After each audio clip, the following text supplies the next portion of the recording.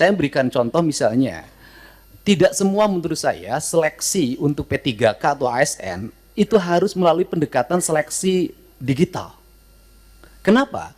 Karena ada beberapa spesifikasi pekerjaan yang itu tidak perlu didigitalisasi. Sopir truk sampah itu nggak usah seleksi ASN menurut saya. Tukang sapu itu tidak usah. Tukang taman tidak usah. Tenaga office boy tidak usah, tenaga pengamanan tuh tidak usah.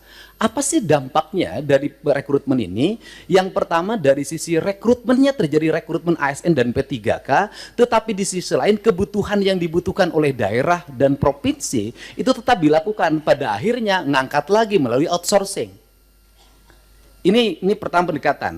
Kemudian yang kedua, bahwa BUMD pasti kualifikasinya nanti data disampaikan, ada sehat, ada dalam kategori sehat banget, ada yang dalam kategori tidak sehat.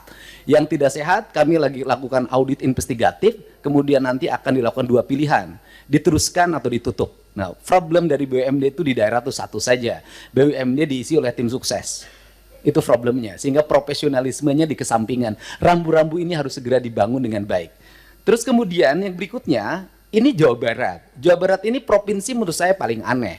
Jumlah penduduknya hampir 50 juta, terbesar di Indonesia. Tetapi jumlah desanya kecil dibanding Jawa Tengah. Jumlah kelurahannya kecil dibanding Jawa Tengah. Jumlah kecamatannya kecil dibanding Jawa Tengah. Sehingga desa di Jawa Barat ada yang menanggung penduduk satu desa 150.000. Nah, komposisi dana desa itu pendekatannya tidak seperti itu. Tetap saja pendekatan-pendekatan normatif daerah. Ini yang harus segera dilakukan evaluasi.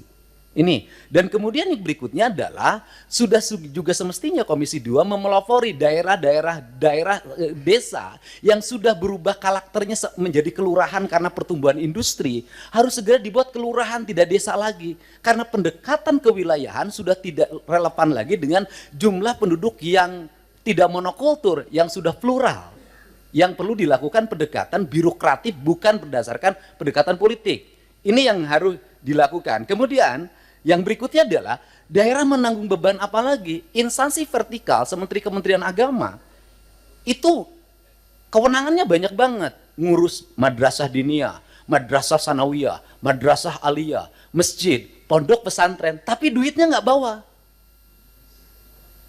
Nah, pada akhirnya kalau gubernur tidak memenuhi, kalau bupati tidak memenuhi kebutuhannya, maka nanti akan dibenturkan dengan isu agama, tidak berpihak pada kepentingan umat.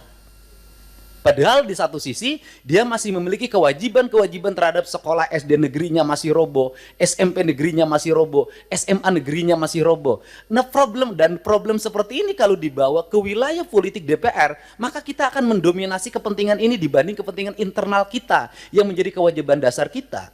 Untuk itu nanti ke depan Kementerian Agama harus jelas. Kalau dia mengatakan bahwa masjid tanggung jawab Kementerian Agama, madrasah diniyah tanggung jawab Kementerian Agama, madrasah sanawiyah Kementerian Agama, madrasah aliyah negeri Kementerian Agama, termasuk juga madrasah aliyah swasta, pesantren adalah di bawah Kementerian Agama, uang di Kementerian Agama diperbanyak agar mereka bisa mandiri. Sehingga fiskal kabupaten, fiskal kota, fiskal provinsi sangat berimplikasi kuat bagi kesejahteraan publiknya dan bagi apa yang menjadi kewajiban dasarnya.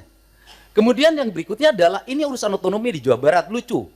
Ada kabupaten yang penduduknya 6 juta, ada kota yang penduduknya hanya 250.000 tapi berbatasan. Saya berikan contoh misalnya, dulu di wilayah selatan karena waktu itu ketua Komisi 2-nya itu dapilnya Ciamis, Banjar, Pangandaran, sehingga pertumbuhan otonominya cepat. Kabupaten Pangandaran, Kota Banjar, Kabupaten Ciamis. Tetapi di wilayah Bogor yang penduduk 6 juta sampai sekarang nggak berubah-ubah. Ditutup lagi oleh daerah.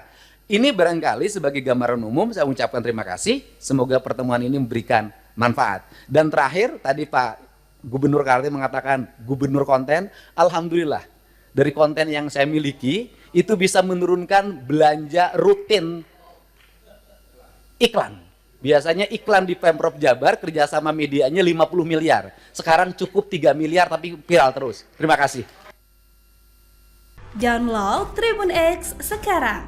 Menghadirkan lokal menjadi Indonesia.